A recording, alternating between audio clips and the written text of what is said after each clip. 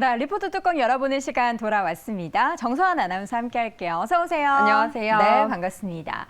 자, 오늘도 두 가지 리포트를 준비했는데요. 첫 번째 리포트 뚜껑 열어보겠습니다. 네, 첫 번째는 F&F 뚜껑 열어보도록 하겠습니다.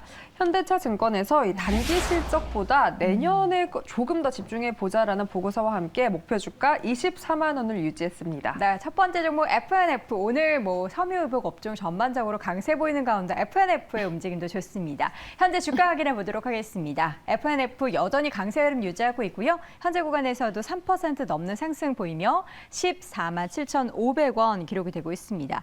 일단 단기적으로 지금 구간이 어떤 상황일까요? 일단은 이 의류 디스커버리와 MLB를 보유한 F&F가 11월 우리가 예상했던 것보다 따뜻한 날씨 그리고 이 중국의 락다운 여파로 단기 실적 우려를 맞이했다라는 보고서 분석이 나왔습니다. 일단 연간 영업이익 전망치를 그래프와 함께 체크를 해볼 텐데요.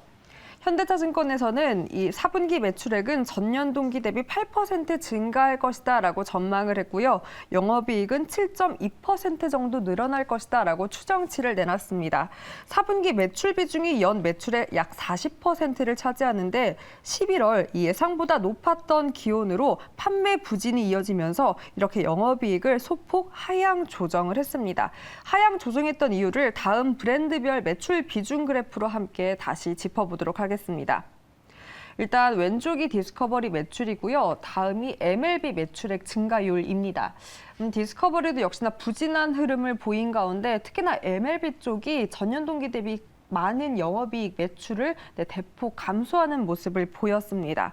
아무래도 중국 주요 도시에서 국소적으로 봉쇄를 지속하면서 이 휴전 매장 비중이 11월 하순에 20% 수준까지 높아졌던 것으로 파악을 하고 있습니다.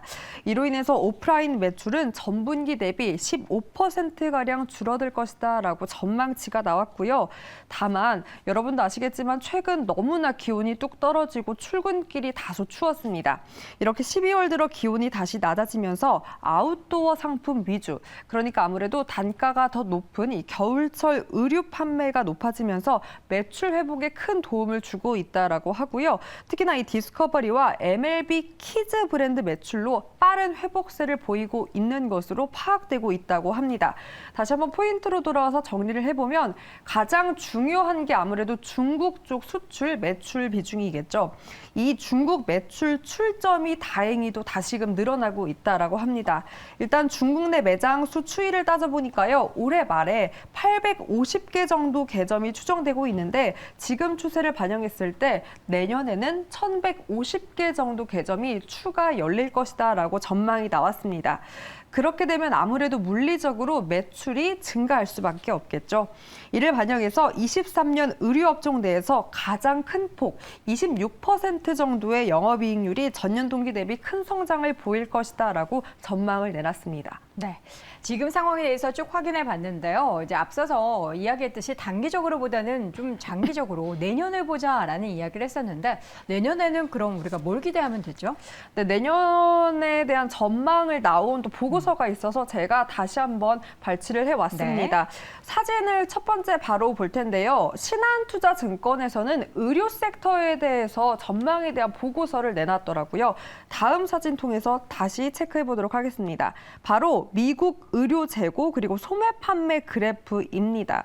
아무래도 글로벌 고금리가 유지되고 있는 가운데 미국 소비가 더 나빠질 수 있다라는 우려감이 짙었습니다. 하지만 연초 이후 이렇게 미국의 의료 재고 비율은 급증세를 유지한 것도 사실이었고요. 이 또한 OEM사들의 수주량이 감소할 것이다라는 우려는 자연스럽게 따라왔습니다. 하지만 아시다시피 최근 나이키가 이 시장 컨센서스를 웃도는 실적을 발표했습니다. 또 여기에 따라서 재고율도 어느 정도 조정이 들어가고 있고요. 여러 가지 지표들이 그래도 우호적으로 좀 바뀌고 있다라는 포인트들을 그래프에서도 확인할 수 있었습니다. 경기 불황에 대한 우려를 다 내려놓을 수는 없으나 부분적으로 우리가 우려했던 이 소매 판매 부진 쪽에서는 점차 개선이 보이고 있다는 점이 포인트였고요. 때문에 보고서에서는 이렇게 브랜드 경쟁력에 있어서 시장을 아웃퍼폼하는 기업은 호황이나 불황에도 여전히 존재하기 때문에 이렇게 시장을 이길 수 있는 브랜드를 가진 그러한 기업을 커버하는 OEM사들의 실적은 상대적으로 우위에 존재할 수 있다는 분석을 내놨습니다. 그럼 중요한 그 다음 중국향 한국 의류 수출의 그래프인데요. 계속해서 등락을 오가다가 특히나 21년 저조한 수출액 추이를 보였습니다. 하지만 다시금 회복세를 보이고 있는 이번 연도인데요. 지금까지 국내 소비는 미국 소비보다 상황이 양호했다라는 판단입니다. 물론 날씨 변수와 환경으로 인해서 10월, 11월, 그러니까 FW 시즌이 시작은 좋지 못했습니다. 그래서 내수보다는 이렇게 해외 사업 비중이 높거나 해외 성장 가능성이 높은 기업들을 중심으로 관심을 지속해야 될 것이다라고 짚었고요. 특히나 신한투자증권에서도 이러한 부분들을 반영해서 FNF를 최선호 의견을 계속해서 유지하기도 했습니다. 네.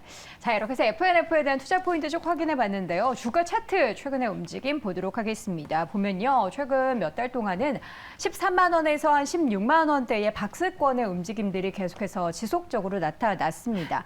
지금 제시된 목표 주가 대비해서 그런데 최근에 소개해드렸던 보고서 가운데 가장 상승 여력이 큽니다. 60%가 넘는 상승 여력을 지금 제시를 했는데요. 현재 주가가 14만 원이고 제시된 목표 주가는 24만 원이니까 어쨌든 박스권 상단을 뚫어내고 장기적으로 내년도에는 20만 원 위의 주가의 움직임을 볼 수 있다라는 희망찬 이야기였습니다.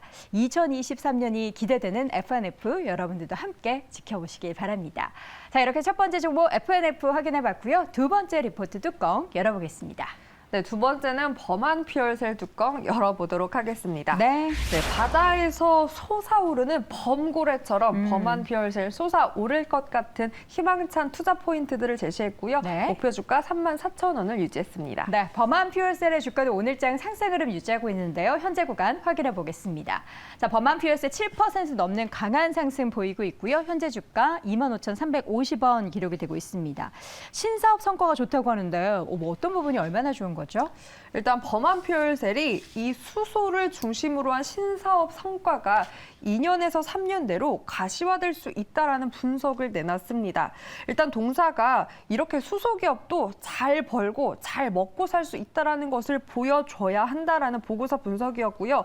때문에 이러한 신사업 진출을 통해 수소 모빌리티 전 사이클 업체로서의 도약을 준비하고 있다는 점을 주목해 보자라고 했습니다.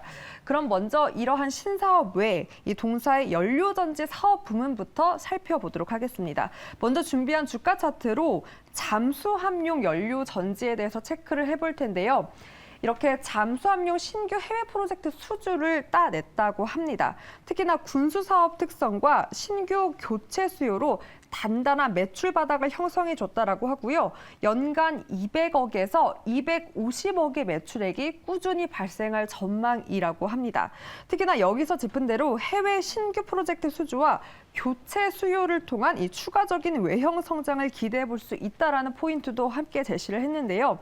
이 잠수함용 외에도 건물용 시장에도 진출을 하고 있다라고 합니다. 다음 건물용 관련된 연료전지 그래프 체크해 보도록 하겠습니다.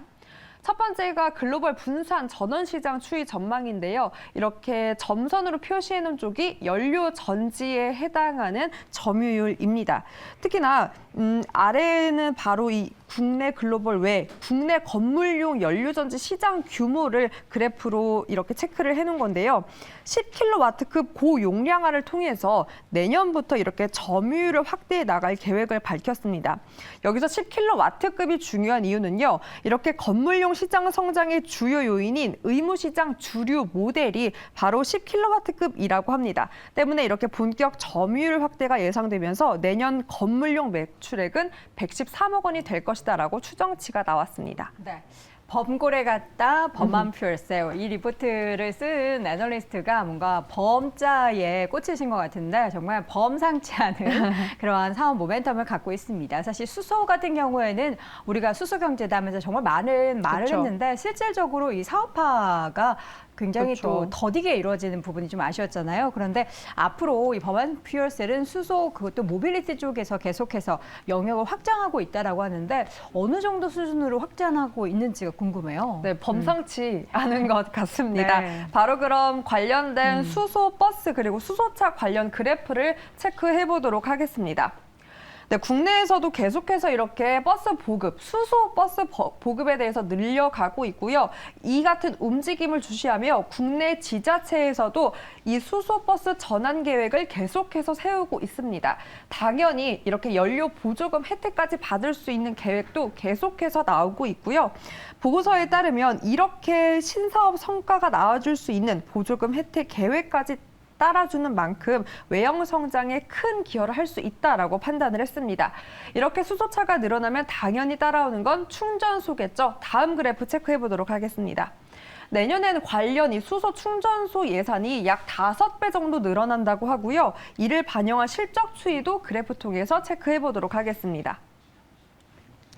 네, 역시나 수주도 늘어날 것이다라고 전망을 했습니다. 수주도 이렇게 증가하고 매출까지 증가를 해준다면 그러니까 기대감뿐만이 아닌 이러한 신사업 성과가 눈으로 과시화될 수 있다라면 외형 성장이 가능할 것이다라는 긍정적인 포인트들을 제시했습니다. 네, 범아이스 피어셀의 주가가 많이 하락했고요. 상승 여력은 거의 50% 가까이 된다는 점도 참고해 주시기 바랍니다. 지금까지 정서한 아나운서와 함께했습니다. 고맙습니다. 고맙습니다.